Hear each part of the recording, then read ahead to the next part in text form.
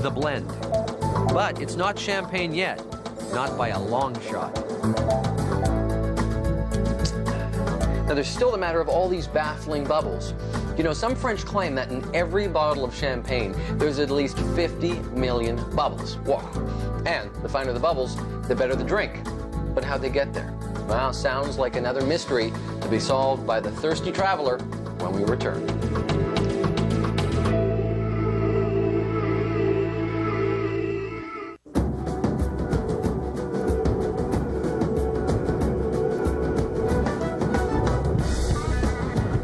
Pretty easy to fall in love with this corner of France. It's not just the champagne that's fantastic, it's the people who make it. My journey takes me back to the tiny village of Urville and the home of my new friend, Michel Drapier. Where are we going, Michel? Down in the cellar, in the 12th century cellar. This is the original Drapier cellar? That's right.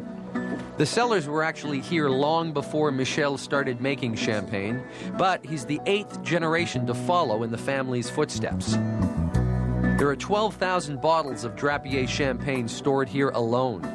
That's a lot of sparkling company for a thirsty traveler like me. We say in the family Magnum is a good size for a tete-a-tete with your wife when she doesn't drink. All for you. Too bad, but there's no time for a tete-a-tete with a Magnum right now. We're off to the tank room, where champagne is being made as I speak. Oh, another thirsty traveler fringe benefit, helping to empty a tank of Chardonnay with the boss. I love my job.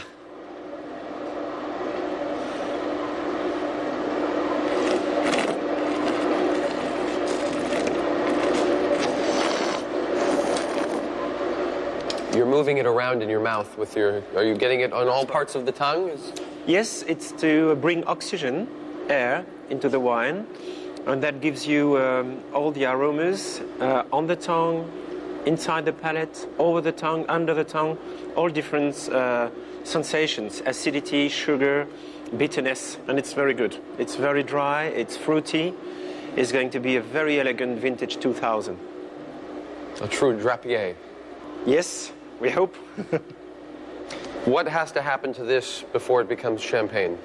Next year, we will add 25 grams sugar per liter and yeast to start the second fermentation in the bottle, and then the bubble will come. That's where the bubbles happen. Yeah. We'll taste some with the bubbles later on.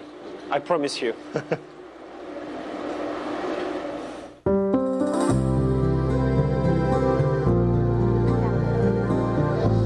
As luck would have it, Michel made me an invitation I gladly said yes to.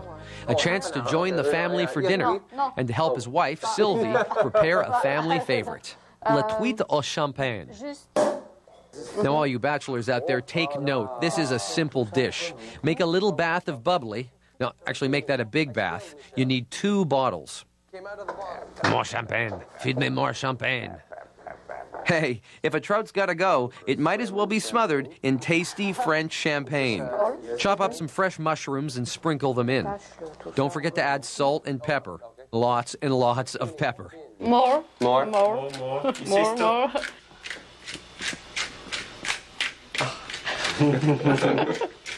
I told you, Sylvie loves pepper. Oh, that's right. You did. You said that today. That's right. Pepper and salt. While the trout soaks in its bath, I help Sylvie finish preparing the chicken. In champagne, of course. For this dish, Sylvie adds herbs and onions and lets it marinate too. Later, the chicken is browned in diced pork fat. Michel, is much of the cooking in the region done with champagne? Yes, well, champagne is the basic product.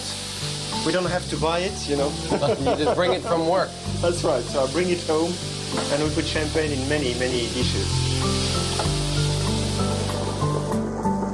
Oh, I wish you could smell this chicken cooking in champagne. But wait till you see what's cooking in the living room. You have to move a little bit back. All this for little old me. Yeah. Nothing matches this. The saber hits the lip of the rim, actually slicing the top off the bottle with one decisive blow. Simple and elegant.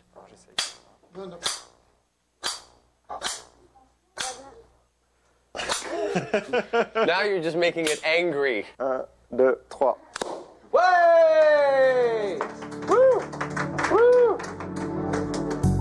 Back in the kitchen, our champagne dinner is almost ready.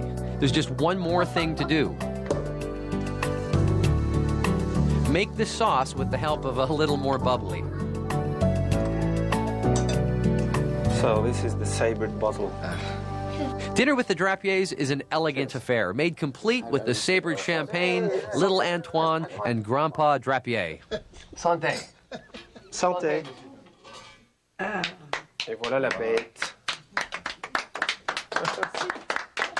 The trout has been transformed from a bath of bubbly to a hollandaise sauce laced with the champagne used to marinate it.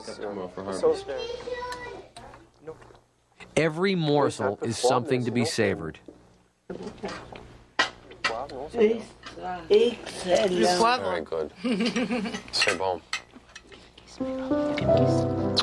All right.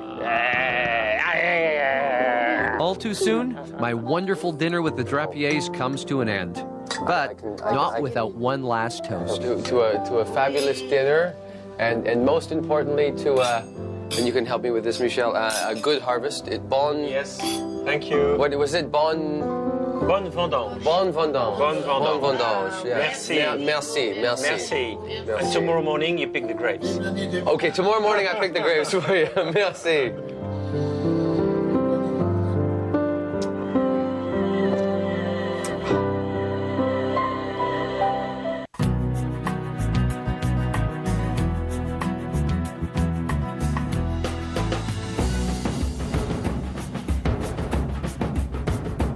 Reims, a city built for kings, the kings of France.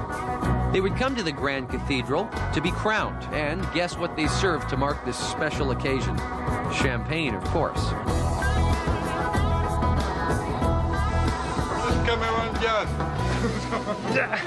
Look over there, un poulet! Oh, man, I'll just drink it here. Une straw, merci. Champagne has earned a reputation for being the wine of celebration, romance, and glamour. Reims boasts that in spades. This city is home to some of the biggest and most prestigious champagne houses in the world. You know, under my well-traveled feet is where the true sparkle of France exists, literally. Miles of chalk caves built by the Romans, and millions of bottles of fine French champagne.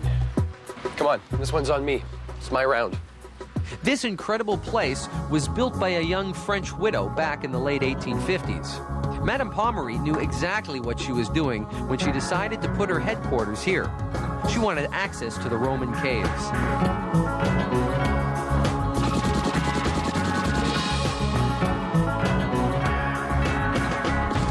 116 steps.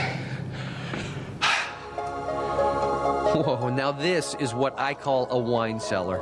Madame Pommery commissioned these sculptures, so if you get lost down here, well, at least it's pretty. It's unbelievable to think that the Romans carved these tunnels out of chalk some 2,000 years ago. They used the chalk to build walls and houses for the city. Madame Pommery used these ancient tunnels to age and store her precious champagne. Today, there's 25 million bottles in the Pommery cellars alone.